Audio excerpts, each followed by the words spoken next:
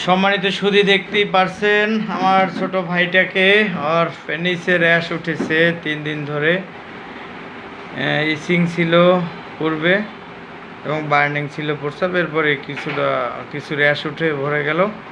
Chilli patient, ওর শীত বেশি, mind hot, headache pain হয়, কাজকর্ম দ্রুত করে, মেমোরি লস লাগে, টাকা টোকা দেয়, লেবার ভুলে যায়। এবার জ্বর থাকে প্রায় 5 হিস্টোরি, দুইবার টাইফয়েড হয়। ডিজিয়ার হলো মিট ফিশ, কাঁচা পেঁয়াজ, sweet salt, hot food, aggravation vegetables, aggravate at night, appetite, ক্ষুধা আছে,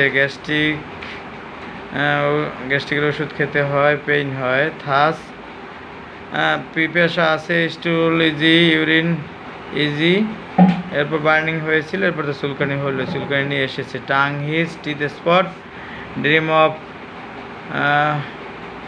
ঘুমের মধ্যে তিনি ভয়ঙ্কর স্বপ্ন দেখে, মাসেলস বার্নিং হয়, হাত পা ঘামে, মুখমণ্ডলে সয়েট হয় অতিরিক্ত, এবং 5 হিস্টোরি আরও একটা কি আছে, ওবিসিটি ছিল, বর্তমানে ওয়েট লস হচ্ছে, বংশগত অ্যাজমার প্রবলেম আছে, মানে বংশগতই ঠান্ডা ক্যারি করে, এই জন্য পোলাটা চুপসে যাইতেছে। আস্তে আস্তে অতীতে ফিরে গেলাম, বর্তমান খাবারে, মনে, ঘামে, টোটালিটি মিলিয়ে ক্যালকুলিয়ে কার্ভ দিয়ে দিলাম।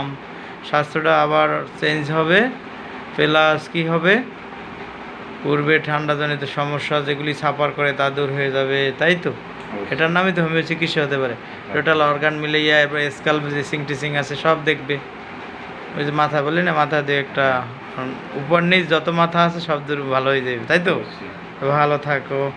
তোমার মতামত নিয়ে কিন্তু ভিডিওটি নিলাম। ওকে, তোমার তো দরকার সুচিকিৎসা, তাই না? না ওই একটু নজ্জা টজ্জা আছে? শাদি তো করছো, বাবু টাবু হয়েছে, তোমার ভিডিওটি দেখে আরও যারা এভাবে সাফার করে তারা আসবে, তাই তো? এই জন্যই তো ভিডিওটি নেওয়া। তুমি খুশি তো? আমি যে কেস লেখছি কি মানে তোমাকে চাপিয়ে দিয়ে না, তোমার কাছে জিজ্ঞেস করে এগুলো লিখলাম? এরপর কি আর কোনো পরীক্ষা নিরীক্ষা প্রয়োজন আছে? দ্বিতীয়বার আর টাইফয়েড সাফার করবে না।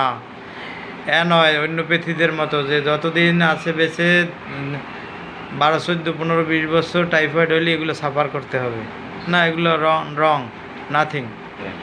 ব্লাড থেকে তোমার টাইফয়েডের জ্বর উঠে দৌড়ে পালাবে আর তোমার কাছে এসে ধরা দেবে না, বুঝছো? তা ভালো থাকবে, তোমার পরিবারের সকলের মঙ্গল কামনা করি। আর তুমি যদি ভালো হও, অন্যান্য টাইফয়েডের রোগীদের মতো পিছন থেকে লুকিয়ে যাবে না, আরও অন্যদেরকে জানান দিবে যে ভালো সুচিকিৎসা একমাত্র ক্লাসিক্যাল হোমিও ডাক্তারদের দ্বারাই সম্ভব।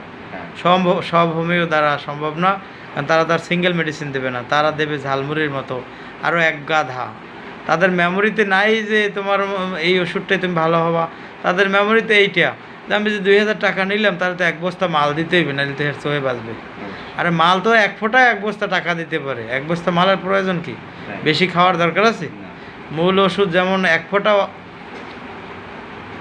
হরমোন, মানে একটা শুক্র কিটে যেভাবে আমরা পৃথিবীর আলো বাতাস দেখলাম নাকি, পৃথিবীতে আসলাম, 1 বস্তা হরমোনের তো প্রয়োজন হয় না সেখানে, 1 বস্তা শুক্র কিটেরও প্রয়োজন হয় না। ডিম্বাণুতে আমাদের মতো একটা জীব আসতে একটা শুক্র কিটই প্রয়োজন হয়েছে, তাই তো? তাই ওষুধও তো অল্প হবে না। মাথার একটা, দাঁতের একটা, নাকের একটা, স্কিনের একটা, পায়ের একটা, পেনিসের একটা, এরকম হবে। তা ভালো থাকবে।